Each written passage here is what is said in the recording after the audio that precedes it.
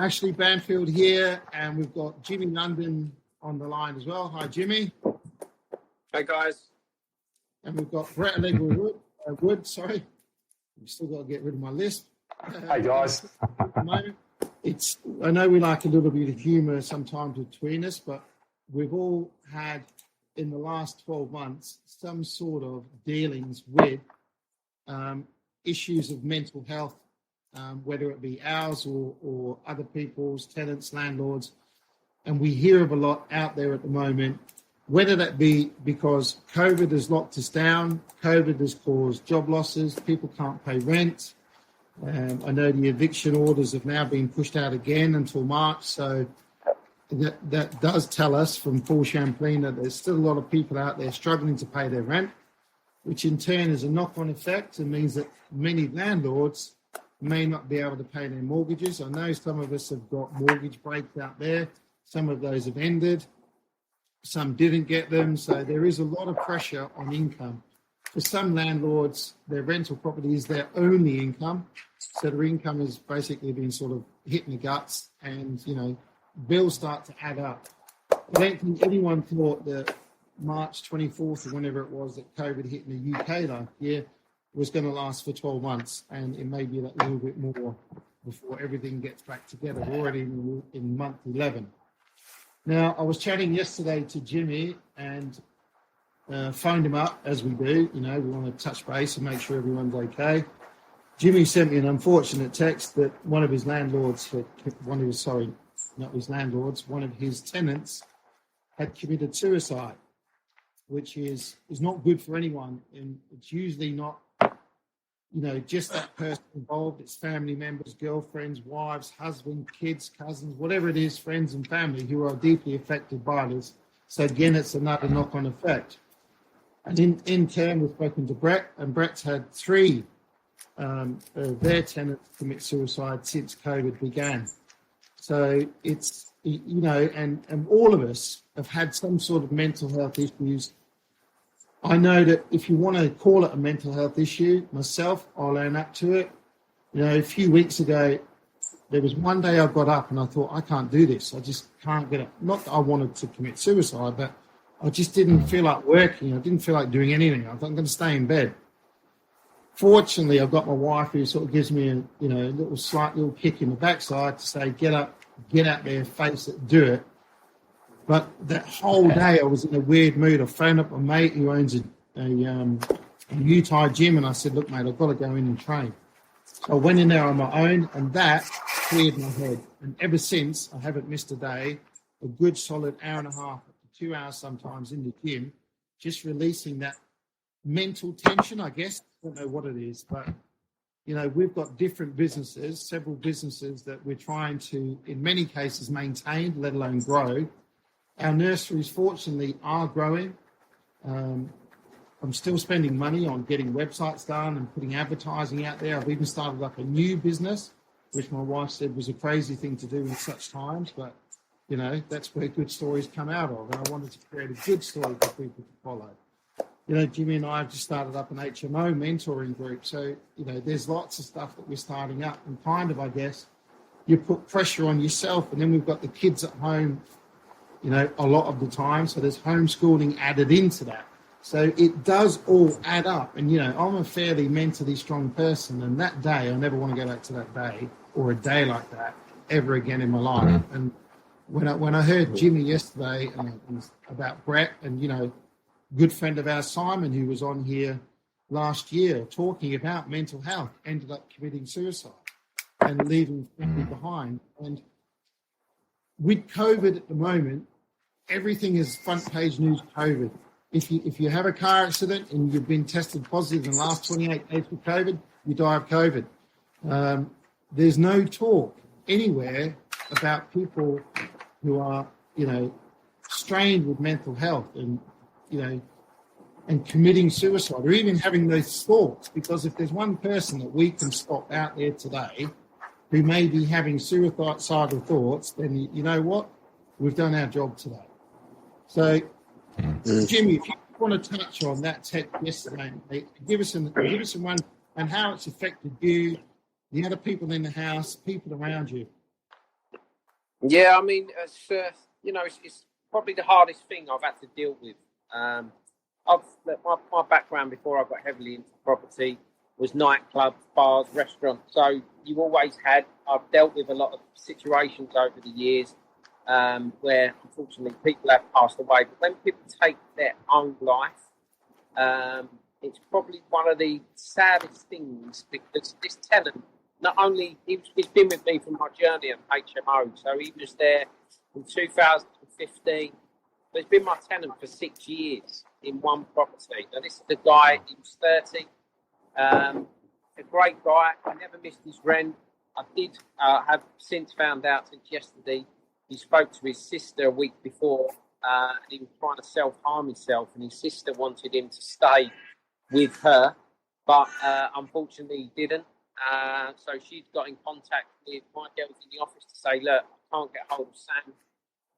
I sort of need someone to go around there. Now, Ash, bless her, she's a girl that works for me.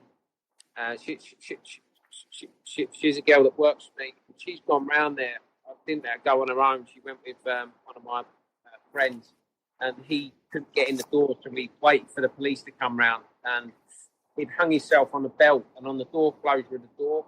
And it's, going back to what you just said, Ash, I've had a couple of bad weeks. I'm not going to lie, because like Ash said, we've all got separate businesses. We've got a lot of pressure on ourselves, and me definitely. My wife, she's not on an income, so it relies on me, and it's a lot of pressure when you've got a lot of outgoings, and all this pressure just keeps coming down on you. And the best advice I can give is talk to people, because it is hard. Like I've broken down a couple of times over the last year, and I'll admit that on here. I've broken down where a few things are not gone to plan, and finance issues and stuff like that, because a deal's not gone right or something's not gone right, and you've lost funding, and you think, shit, how am I going to pay the mortgage? How's this going to happen? How am I going to pay the rent on that business, this business? And it is very, very stressful. And the most coming out of this in the last 24 hours, what I'm doing now, I'm going round to all my tenants personally, and I'm going into the house, and I'm just knocking on their doors, having a minute conversation with them, putting letters out, because look, if it's 2 days of my life going out and doing that, I could save somebody's life. And that's, that poor Sam had a sister, it was a son, it was a boyfriend, he was a grandchild, and it's just really, really sad, really, really sad day yesterday and this morning. I'm still not that great today. I can tell, mate. I can tell it's affected you. I know you shouldn't. I know you shouldn't call. Shouldn't really have tenants as friends, because at the end of the day, they're our tenants. We don't want to get too friendly with them. But Sam was with me from my journey at the start, and it's quite gutting, to be honest. Very, very, very gutting. So yeah, that's my experience. He was 30, Ash. Yeah. Yeah, no age. There's no age, no age at all. I mean, look, it's interesting. I'm probably in a different situation, that I'm stepped back from the actual tenant in terms of we manage the property for landlords and that. But the interesting thing is there's the tragedy of the person who commits suicide and their family and all that. But there's also, it's the whole community, because it's the staff that I employ that are affected by it, and the landlord and their family that are affected by it. Because last year we had one, and it took about 4 or 5 weeks because they'd been in the house, and they actually didn't get found until I think it was about a week later. So then they had to replace carpets, they had to replace all sorts of things, and so then it was the added expense to the landlord, and so it's amazing how that it's not just the one person it impacts a number of people. And I think the unfortunate thing is we have to deal with a lot more, and I'll say mental health problems, not as in serious, but even at work with our employees who are now suffering because they can't see their families. They can't go night clubbing because they're an 18-year-old or 19-year-old apprentice who, whatever, or, and these sort of things. It's really like, it is that duration. And even myself, I've noticed that I had this lifestyle pre-COVID where I would travel to Australia, I'd travel to the UK. I've got mates in the UK. We go out for beers when I was over there, things like that. And then all of a sudden now, I haven't had the Aussie or the UK friends, going out and having a beer and getting to that. And not being sexist, but guys, that's how they unwind. I mean, I don't really call you guys up and talk extensively about my feelings. We go have a beer, you know. So I've been doing that in Singapore, but I've been missing that. And that does have an effect. It feels like, as much as I love this studio, it actually feels like it is a bit of a prison. You know, and I joke with my wife, I say I'm going up to the prison cell, you know, because I've been literally stuck here for a year now, you know. So, yeah, but problem. On that note, thanks, Bert. I think it's time to bring Eddie in. Yeah. Eddie, you there? Yeah. Yes, I am. Hello, Ash. Hello, mate. So if you can just give us a quick snapshot on who you are, what you've done, what you're doing, and your involvement with My Black Dog, please. Well, my name's Eddy Temple-Morris. I'm first and foremost a musician. I present. I'm in a band and signed as a songwriter, but I present the mid-morning show on Virgin Radio every day. I come on after Chris Evans every morning, and I'm an artist manager. But I'm also a mental health advocate. I've been involved in a charity called Calm, the campaign against living miserably, since it started, 12 years ago, something like that. And I more recently became patron of a new and groundbreaking mental health charity called My Black Dog. Now, My Black Dog is a peer-to-peer service. So rather than a phone call, say, to Samaritans or, using the Calm helpline, and they are, both fantastic. This is a web chat service. And we still we don't have enough money to operate 24/7, 365, but every weekday, kind of at the end of the workday through till late at night and longer at the weekends, you can chat to someone on one of those web dialogue boxes. When you go to a website for a big corporation and they say, "How can we help you?" and you start text chatting with someone. Yeah. Now, the research that we did into this was very interesting. People are more honest when they text. It's actually easier to say stuff that's difficult when you're texting. And actually, I've got to say, first and foremost, Ash, Jimmy, and Brett, good on you for talking about this. And Jimmy, I could see you were getting very emotionally engaged with this, and you were admitting in a very traditionally non-male way that you are breakable. And we've all got to do this. We've got to have these conversations, these conversations about mental health and suicide, which is, the same conversation. It would probably help me and all of us to engage with this further. For me to give you a few statistics on suicide from the UK. So suicide is the biggest killer of men under 50 in the UK. You add all the other things together, doesn't even scratch the surface. Now, before lockdown, so in 2018, it was 13 men a day were killing themselves every single day. Now, obviously, there are peaks and troughs. There's a huge peak in January, around January the 15th, which is the peak point of couples splitting up in the UK. There's also a big peak in August, which some people might find surprising, but I don't, because I know that that's when divorced dads miss their kids. And so, that happens. So that's, what are the other ones? Oh, okay, so Ash, Jimmy, and Brett, all of you three and me are 5 times more likely to kill ourselves as men than our mum, our sister, our wife, or our girlfriend. And that is because we don't talk about it enough. It's just a simple fact. Women talk about it, girls talk about it, they talk about stuff, they talk about their feelings, but we don't. So now, My Black Dog has seen a 600% increase in usage since last March. 600%. Let me let that sink in.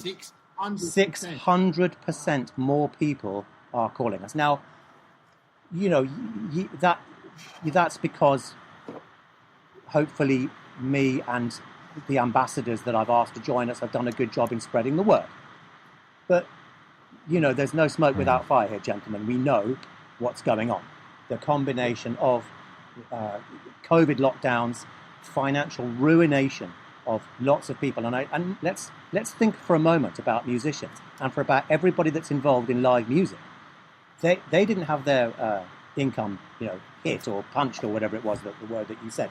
They had it cancelled. Their entire income for the whole of 2020, every single penny, completely cancelled, and this year, and no roadmap to even come out of it. So my own agent, a very fit and healthy man, tried to kill himself twice last year. My favourite lighting guy, who lights gigs and stuff like that, has had to sell his flat. He got his foot on the property ladder. He got a flat that he absolutely loved, and because he fell between the cracks, the government cracks, because he's self-employed as a lighting guy. He's had to sell his flat just to survive. And those are just two stories that have directly touched me. So, again, thanks for dealing with it, and thanks for talking about it.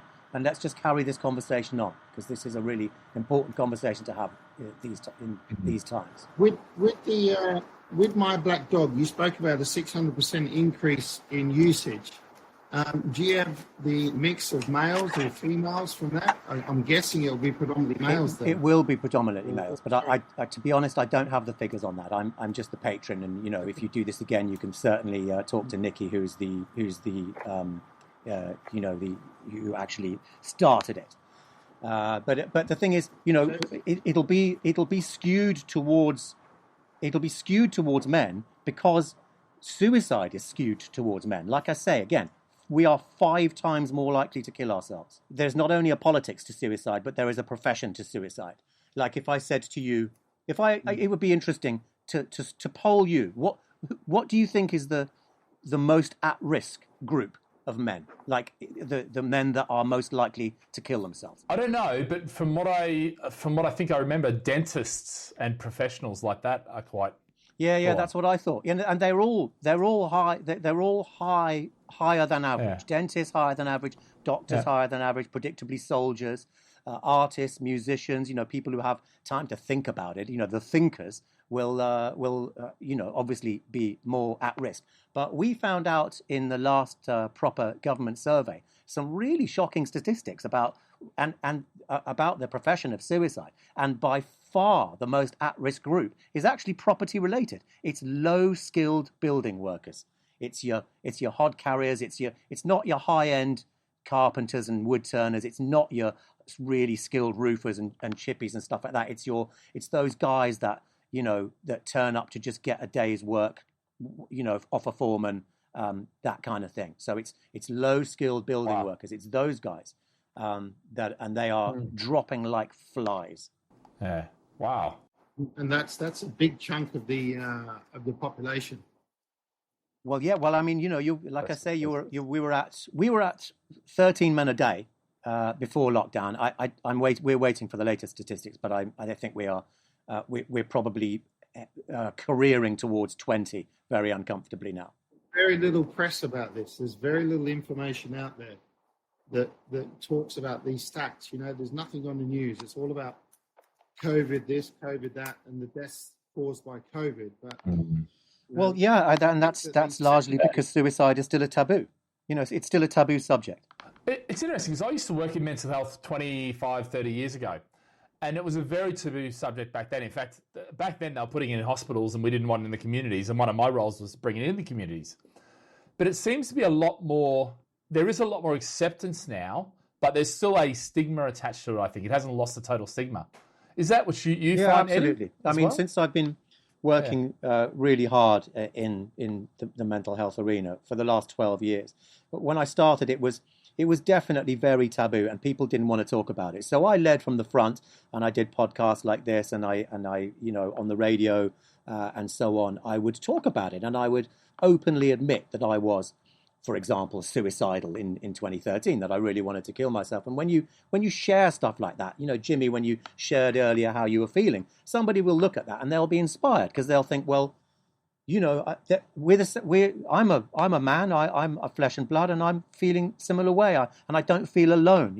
It's really good to talk about it, to engage with it, to admit these things, so that people see you doing it, and then they don't feel so isolated, they don't feel alone, and they feel like they can talk about it. And calling a mate is such a powerful thing. Yeah, I've done a social media post yesterday. It was just something that popped up, and it really said, be kind to people, because they could be falling apart inside, and that's such it really stuck in my mind. So many people, I've never put a post up where I've actually had personal messages come through to say, do you know what, I've shared that, or I've copied that and I put that in mine because I remember a year ago, obviously Caroline Flack sadly passed away. She took her own life. Now, you know, friends was the person that went out with her.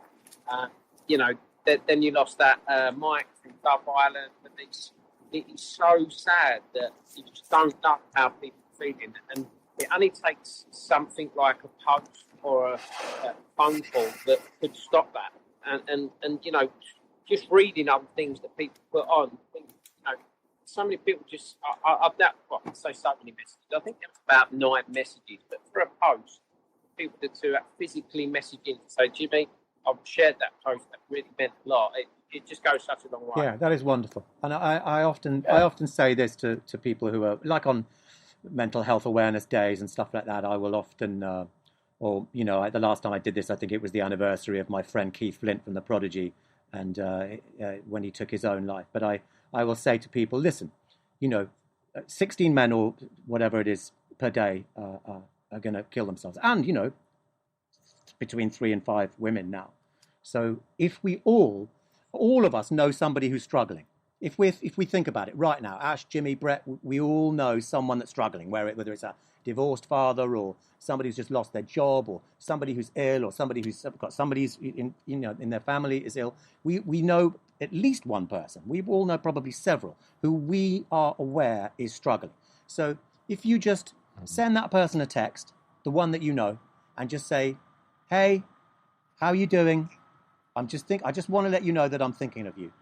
Or, you know, I love you, and I just wanted to say that because you never know. Or I just because when you are depressed, knowing that you are held in mind is a very powerful thing. Knowing that somebody is thinking about you and reaches out to you, that's a very powerful thing, because one of the symptoms of depression is to think that you're a burden on your friends and you don't want to bring them down. You know, Ash, you were talking about, you know, I just couldn't get out of bed and I wanted to, I just wanted to sleep. That's another one. You know, not getting out of bed and thinking that you're a burden these are real signs of depression. And so it's so powerful, you know, knowing that you're being thought of by someone. We are flat out of time, and I just want to put some links out there. So if you want to get in contact with My Black Dog, you can go into the internet, and it's myblackdog.co. That's co, myblackdog.co. You can send information on donating to info@myblackdog.co. Nikki is the founder. And if you want to volunteer, you know, if you've been through it and you feel as though you could be that person on the end of that chat and help someone, then, you know, we're always looking for volunteers. It only takes half a day's training, and then you make yourself available whenever it works for you, and just make yourself available with your laptop or whatever to chat to people as and when they need it. And we're always looking for, you know, people who've been through it to be My Black Dog volunteers. Fantastic. If you go on the website myblackdog.co, you can click the if you're on a phone, you can click the down menu, go into volunteer. You'll see photos of people who's already there. There's news, there's blogs, there's the whole story, therapies. There's quite a lot on the website that will help you as well. Or you can just simply hit the envelope and you know, request a chat and go from there. Good on you, gents. Thanks, guys. Yep. Well done, guys. Well done. Awesome. Thank Cheers, you. guys. Bye. Bye. You're welcome. Bye-bye. Bye. Yeah. Thanks, mate.